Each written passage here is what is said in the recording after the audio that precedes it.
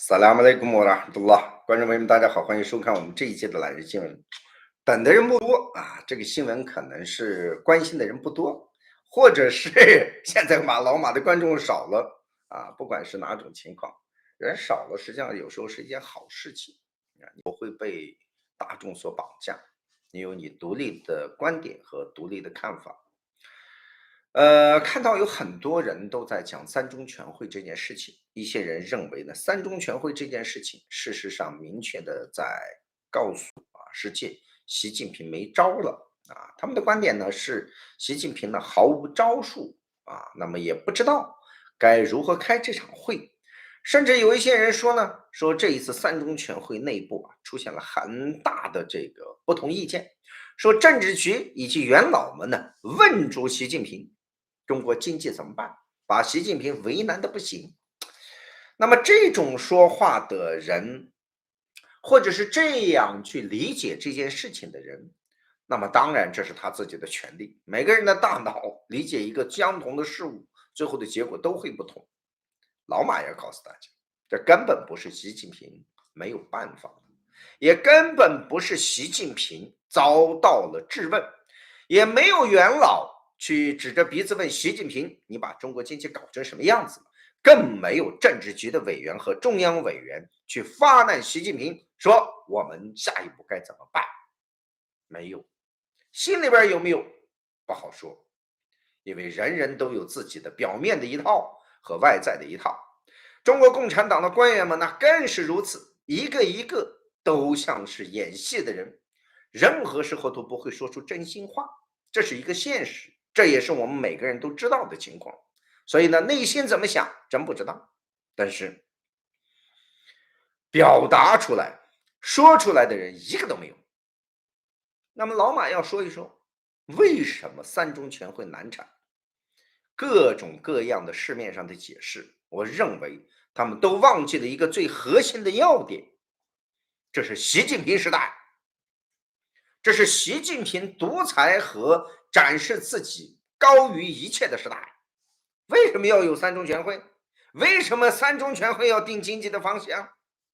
这一套由邓小平时期所确定下来的一种方式，习近平完全掌权之后要推翻它，因为他要随心所欲，他要按照自己觉得什么时候可以就什么时候可以，他要打破一切共产党过去的所有的规章和制度，颠覆一切是习近平的性格所决定的。我们经常给观众朋友们讲，1953年生人的习近平，在青春期少年时期13岁的时候，经历了文化大革命，在此之前也经历了多次他父亲被打倒、他父亲受控的经历。这对于习近平的年纪来讲，13岁，一个花季般的一个少年的这个时期，一直到他下乡68年、69年的15、6岁，他经历的所有事情都是颠覆，所有的事情都是反逻辑，所有的事情都是反着干的，这造就了习近平的性格。他上台之后，一直事实上都在搞政变，一直都在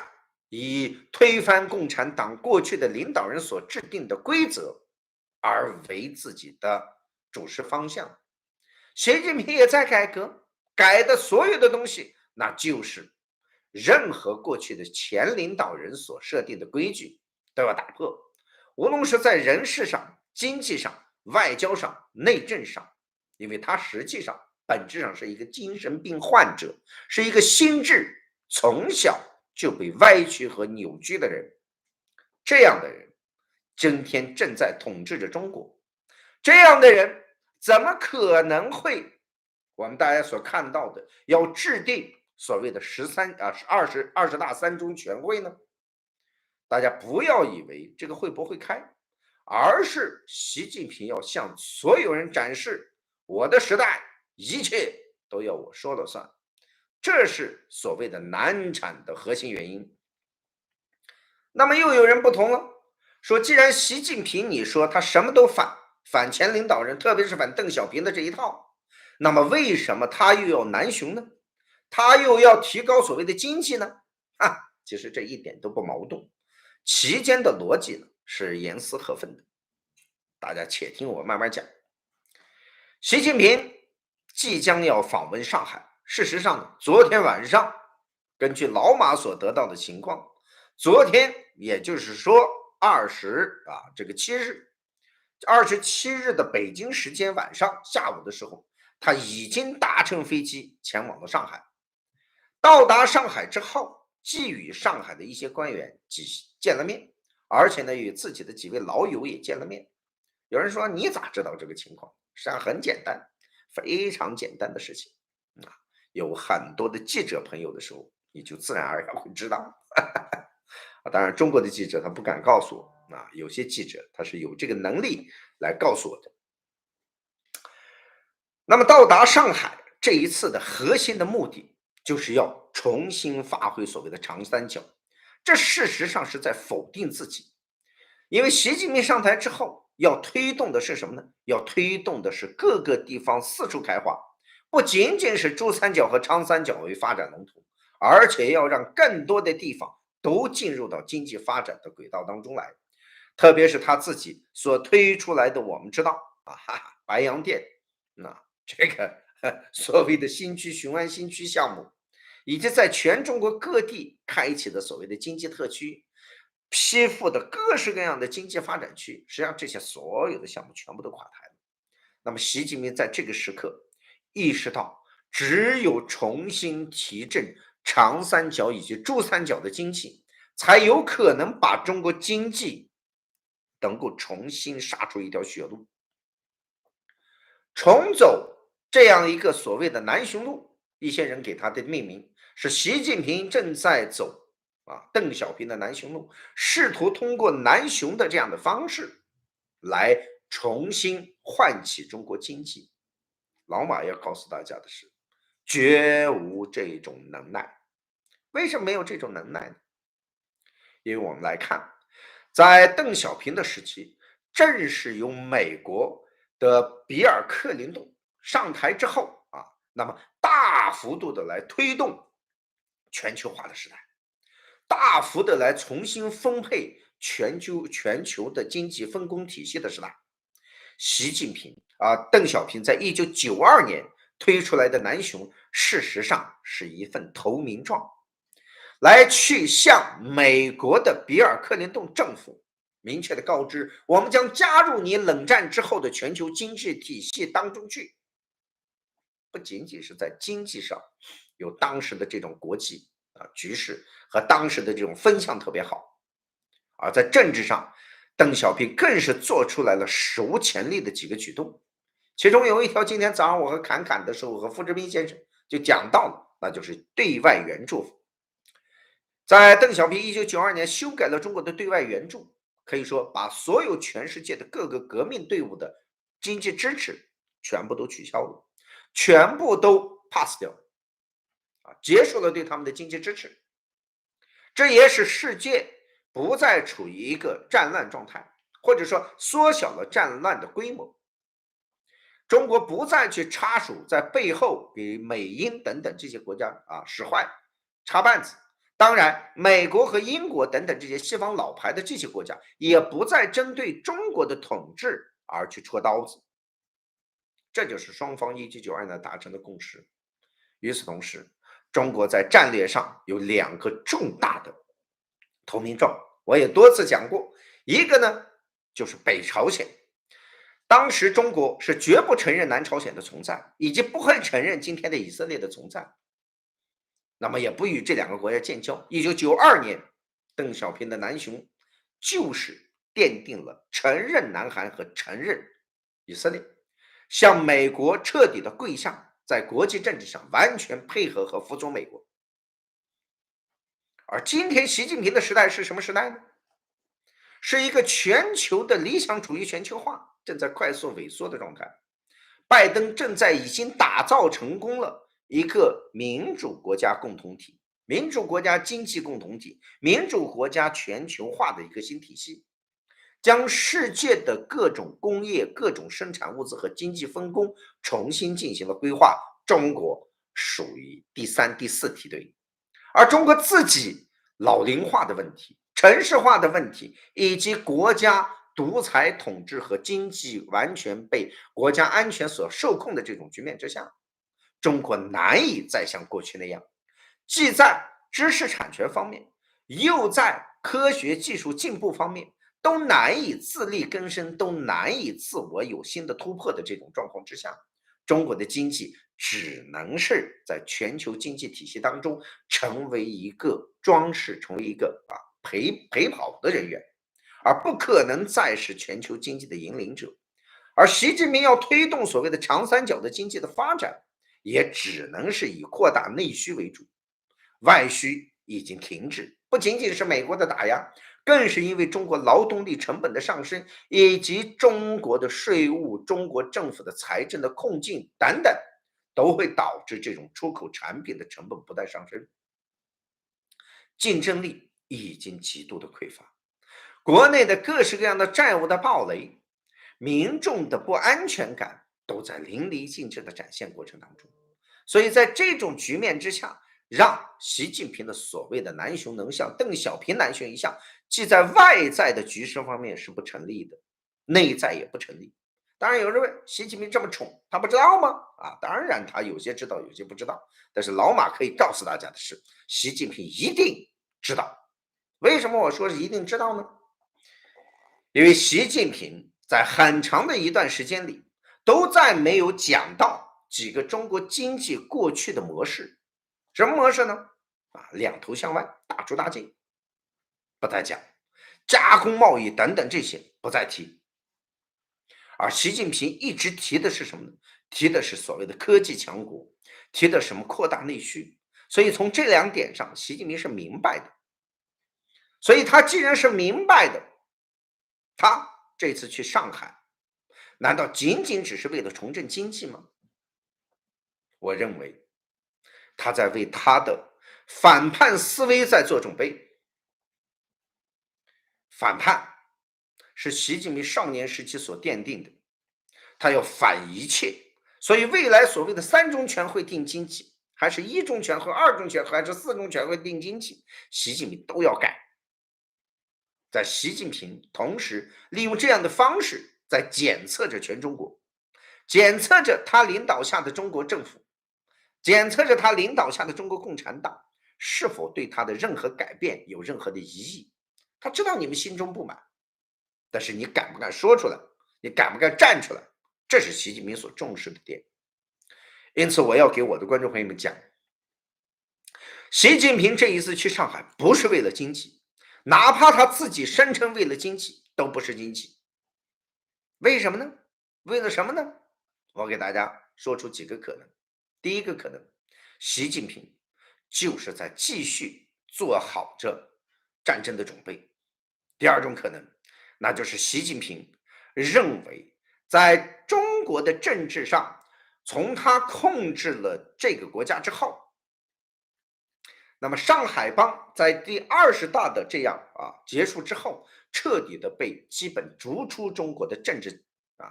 政坛之后，那么前往上海，把上海这个地方呢做一个最后的政治梳理，这是他的其二国内的政策目的。第三点就是他要向外界发出一个信号，发出一个重新所谓振作中国经济的这样的一个假象，试图用这样的东西去欺骗和蒙蔽人们，蒙蔽一些对中国有美好想法的人。就像这两天什么黑石集团的也站出来说，有迹象表明中美关系正在缓和。欧洲的、日本的、澳大利亚、新西兰的各式各样的外交人员、商队都前往中国，原因何在？原因都是想和中国重新拉拢，重新似乎要建立所谓的经济联系。这些人当然有很多各式各样的目的，每一波人的目的都不同。欧洲人的目的是为了稳固在中国的一些经济概念，同时让自己的已有的盈利或者已有的资产能够更巧妙的如何转移。澳大利亚人知道有一样东西，中国是一个资源需求国，不管他打仗还是怎么样，他都需要澳大利亚。所以澳大利亚有很多的本钱可以去和中国勾兑。当然，他到现在没有把杨恒军救出来，只是救出来了陈雷，也显示出澳大利亚实质上能获得的并不多。但是对于各个国家的政治人物，这种政治的表演，这种政治的收获和外交上的所谓的成功，都可以在国内增加和加强自己的民意支持度。所以每个人的目的是不一样的。但是日本人很清晰，尽管有日本议员的代表团准备访问北京，但是这些人的构成，你仔细去看的时候，你就会发现，实际上这并没有重量级的真正的政策的走向的制定者和决断者参加了这样的一场访中会议。这些迹象都在告诉我们，中国有新的想法，世界也有新的想法。所以说，习近平的上海的南雄，那么所谓的提振经济，只是大家的一种想象而已。习近平和美国总统的握手，并没有促使中国的股市大飞跃，也没有促使中国的经济方方面面出现新的好的局面，反倒外资撤离的速度在加快，地下钱庄撤出的资本那更是快得不得了。所以，我们一定要明白，时代不同了，人们已经看清楚了，这正是一个全球化萎缩的时候，这正是一个各种新的布局和新的政治力量角逐的新时代，也是一个大分裂的时候。所以，不论政治人物如何去做，特别是像中国这样的人口萎缩的状态之下，年轻人快速的失业的情况之下，经济和外资都在不断抽逃的背景之下，国际关系并没有实质性的改变，而习近平能够拿出来的投名状也都不掌握在自己手里的时候，这个投名状我指的就是比较一是邓小平的那些92年的投名状和今天习近平的投名状几样，一是劝普京和谈，二是让伊朗不要参与到中东事务当中去，巴以冲突当中去。虽然说中国都在想尽一切办法把这些投名状递给美国，但事实上有一个本质性的东西，这个投名状都不是自己可以完全控制的，都是人家别人意愿或者不意愿的事情。所以在这种情况之下，中国早已经失去了自己的权重，这个权重是很重要的事情。所以习近平也很清楚这一点，所以他继续在加大着，甚至让中国的金融部门们这两天已经四处在承诺，要加强中国的内需，推动中国的内需的这个经济规模，以及向内部的项目更多的融资。那么有人说，这一次推出一个大的重磅的这种融资或者是经济方面的扶持，会不会有起色？我告诉你，只有一个结果，那就是这些钱很快速的会转移出中国。就像2023年30多万亿、40多万亿，那么投入进去之后，居然没有产生真正的连理，反倒让一些地下钱庄们的生意火爆无比，大量的资金、大量的资本正在通过各式各样的方式在出逃当中。一些外资企业获得贷款之后，把自己的其他的经济收益完完全全的转移出了中国，推动日本股市，推动印度股市，用这种方式转移资金。所以，我想今天告诉我的观众朋友，无用，一点用处都没有。这就是关于三中全会难产以及中国经济，包括习近平的上海之行能不能够获得所谓的见效。也希望我们的观众朋友们能够明白，结构已经变了，外部结构、内部结构都变了，所以不要再做那种幻想，不要以为过去的所谓的成功还能再成功一次，不，世界变了。这就是我要说的这一点。第二个话题呢，是这两天最近一段时间，我们看到上一周，位于美国曼哈顿帝国大厦的人权观察，这个国际上公认的一个全球人权组织非常名声非常显赫的人权组织。人权观察呢，在和老马的合作过程当中，我们出具了一份报告。这份报告呢，就是来隶属在中国政府这几年里，从2017、2018年开始，在全中国拆毁了多少座这个宗教场所，穆斯林的清真寺，有些呢是拆了顶子，有些呢是拆了部分的其他的所谓的建筑，那么美其名曰呢叫中国化宗教中国化。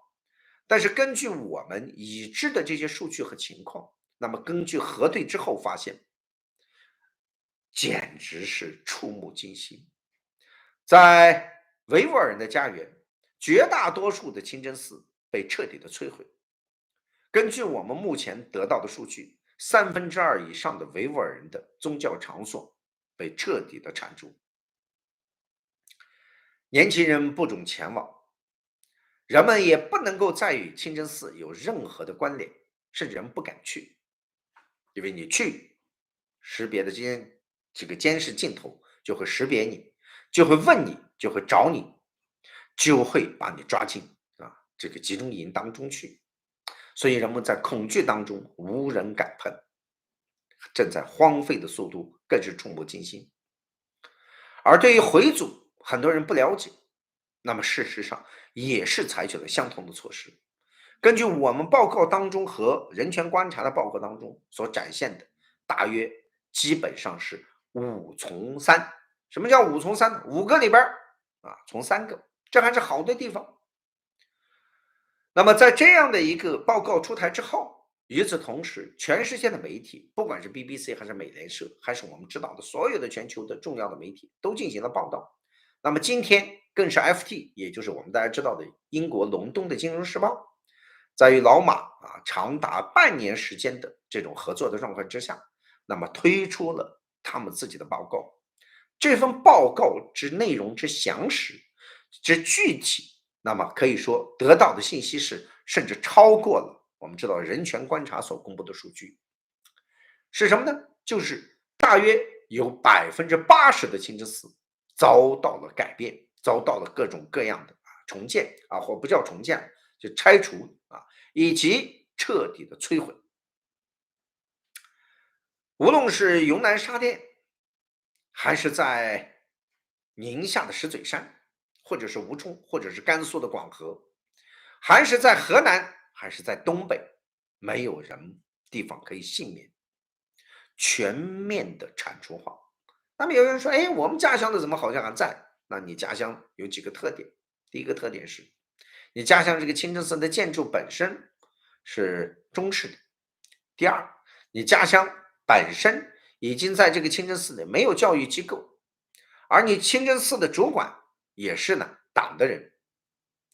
同时呢，你清真寺里边去的人本身也很少。还有一种情况就是北京、上海、广州这样的外国人很多的地方，他不会这样做，因为呢担心这会引发更多的国际连锁反应，他就专门把一些穆斯林聚居区的地方给你采取这种方式，而外国人又很少去的地方。通过这样的一个历达半年多久之久，通过卫星无数张的视频的显示、照片的显示，以及人深入到现场去进行拍照、了解、掌握等等，还有通过中国政府的官方文件，通过一些勇敢者那么拍出来的一些官方的文件，我们都作证了这一点。不管是从事实的影像上，还是从中国政府的文件当中，还是从当地的民众的口中，都得到和确认了这些信息。老马干完这个事儿，基本上就该休息了。为什么要该休息了呢？今天我说是我人生的作业。老马这几年里，从2016年我在麦加的这个阿拉法特山上做祈祷的时候，我跟我旁边的人就讲，我要走上一条必须为这个群体说话和记录他们历史的道路。在回族的历史当中，有一个人物是我非常崇敬的人物他的名字叫关礼爷，很多人可能都没听说过但他有一本记述回族历史的书籍，叫热什哈尔，在中国大陆曾经出版，后来呢也不准出版最近呢在台湾的八旗出版社呢有了新的出版。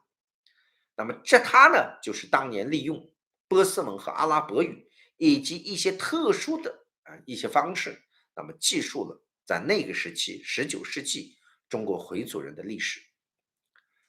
而进入到20世纪，基本上这个历史呢就很难出现，特别是共产党在残酷镇压的过程当中，58年的宗教改革实际上是一个种族灭绝过程当中，没有人能够记述它，而能够留存于世的又是很少很少。我就想，不能让这个民族成为一个无声的民族，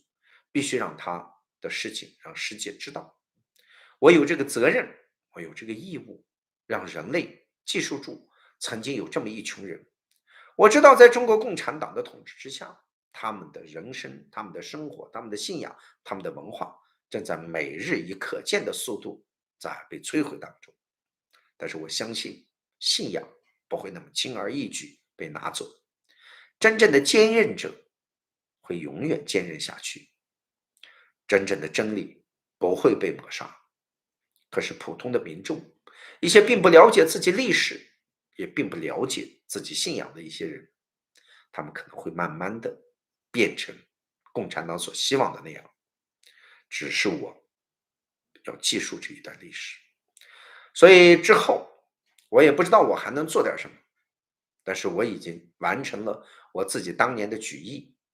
去年的不是去年了，去年开始张罗的给联合国的那一份报告，也是历史上第一份1000万人以上的人口的一个民族，第一次把自己的现状呈现给了世界。这一次的这份报告，那更是让世界知道了今天他们的惨状和他们被文化灭绝和种族灭绝过程当中的现状。我做到了，我也努力了，所以我似乎突然之间觉得，从今天开始，我身子都轻巧，我都觉得我自己从现在开始，似乎没有更多的压力，我也要为自己的其他以及老年的生活、退休的生活做一些准备。当然，我还会继续活跃在人权的事务当中，我还会继续去为一些弱者、一些被大家不看待的或者不待见的维吾尔人、哈萨克人、蒙古人还有我们知道的藏民族们，为他们要去发声，包括彝族，包括我知道的很多朝鲜族人，各式各样的人，以及社会群体当中的一些朴素的老百姓们，一些我所认识的一些在国内的汉族的一些抗争者、基督徒们，继续会为他们发声，不是因为别的，只是因为他们需要我们有共情的能力，他们需要我们为他说一句话，一句公道的话，一句留在这个人类历史上的一句话。感谢观众朋友们的支持，萨拉姆雷库穆拉哈杜拉。